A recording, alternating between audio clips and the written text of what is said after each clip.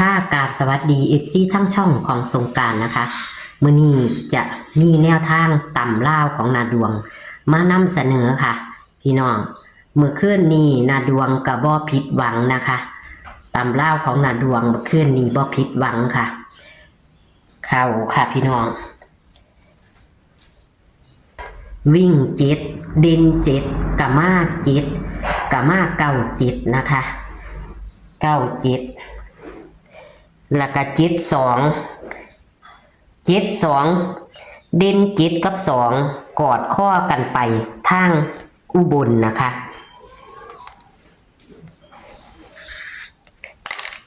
จับคู่เจ็ดสองไปทางอุบลแล้วก็กอดข้อกันไปทางอุบล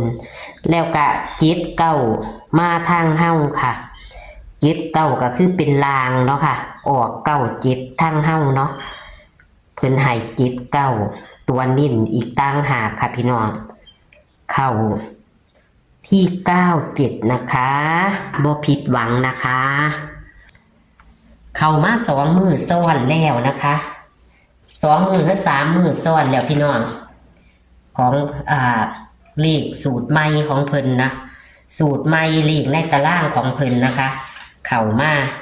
3 มื้อซ้อนแล้วเนาะพี่น้องเนาะ3 มื้อซ้อนแล้วเอามื้อนี้นะคะเพิ่นจะให้เฮาเป็นตัวใดวันที่13สิงหาคม69นาดวงจะให้เป็นตัวใดเฮามาไปรับชมรับฟังเสียงสัมภาษณ์กันได้เลยค่ะ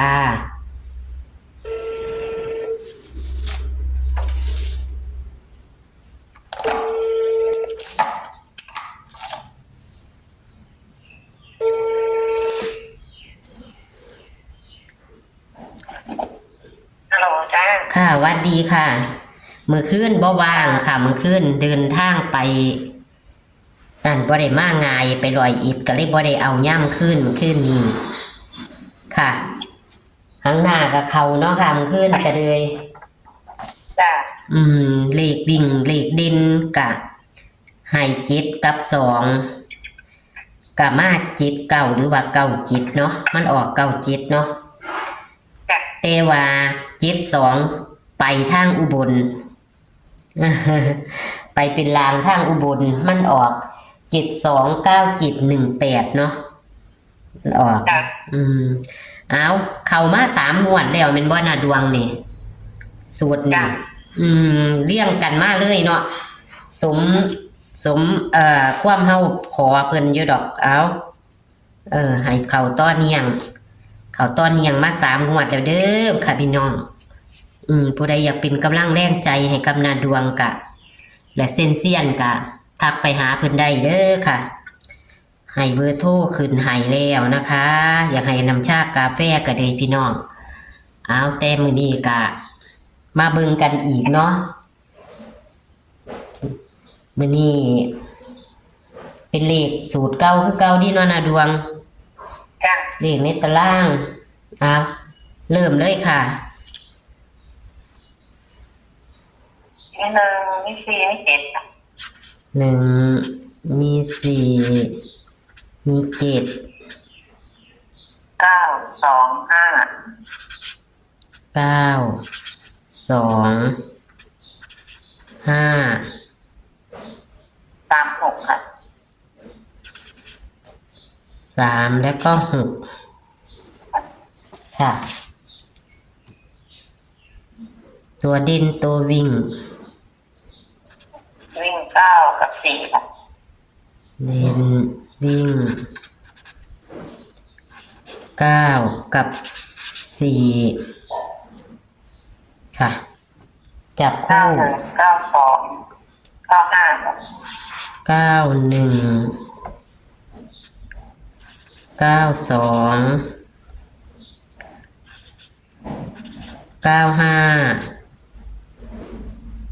41 42 47 41 42 47มันต้องกันไว้นะเนี่ยค่ะ56กับ43กัน56 43เนาะค่ะจ้ะ9 เป็น9 เน้นที่เก้า 91กับ47ครับ 9147เข้าตัวนิ่นนี่แหละเนาะบางหันก็เลย79ก็เลย จ้ะ แน่นอนค่ะแน่นอนเข้าตัวนิ่นอยู่ มีเลข3ตัวบ่คำนี่ 2591ครับ 591 791 791แม่นบ่ค่ะ จ้ะ 791 547 547 747ครับ 747ค่ะนี่ตัวใดค่ะ 591กับ547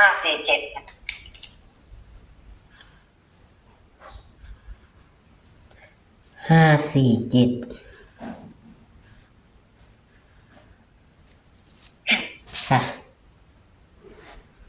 นิน2หางนินย่างละ2หาง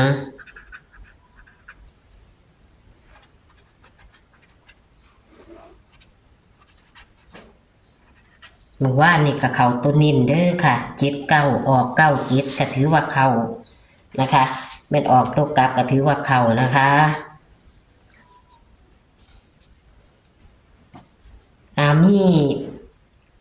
มีแค่นี้เนาะนะดวง จ้ะ ดินวิ่ง9กับ4ให้ที่9เนาะวิ่งรูด9จับคู่91 92 95 41 42 47ตัวกัน56 43ตัวนิ่น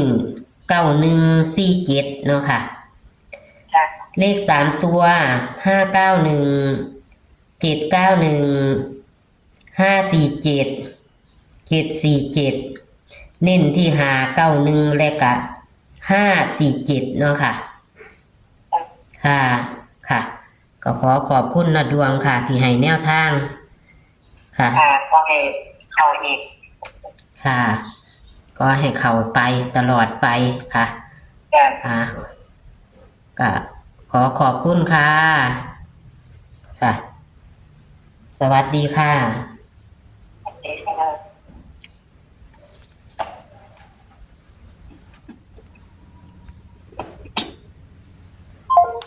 ค่ะ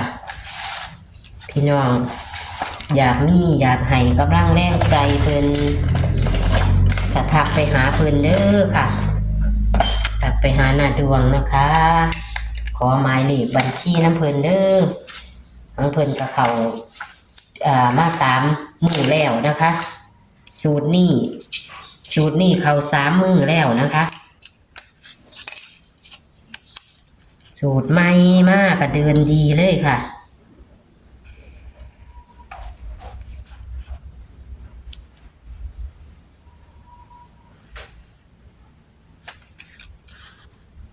หลีกในตารางบ่ผิดหวัง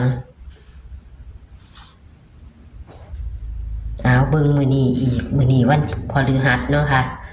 วันพฤหัสบดีนะ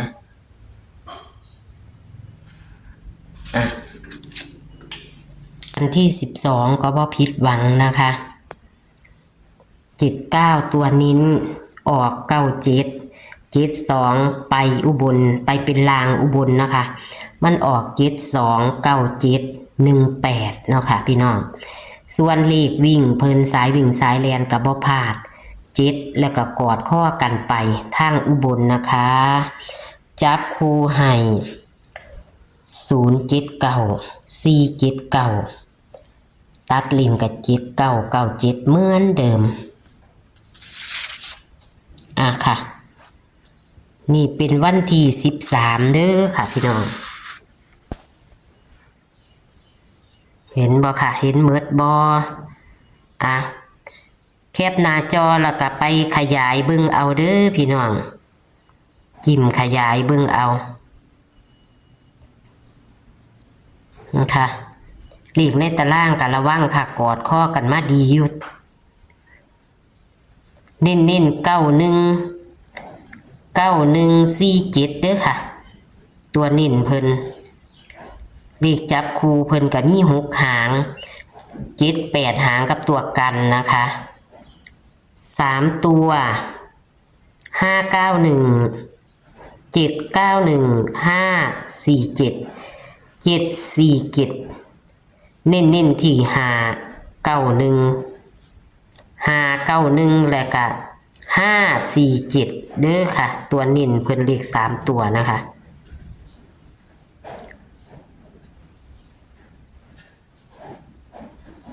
โชคมันนะคะกำนัดดวงในวันที่13สิงหาคม69วันพฤหัสนี้ค่ะ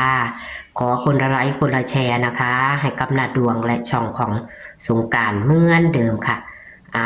ฝากไว้ซ้ำนี้ค่ะเจอกันคลิปหน้าค่ะสวัสดีค่ะ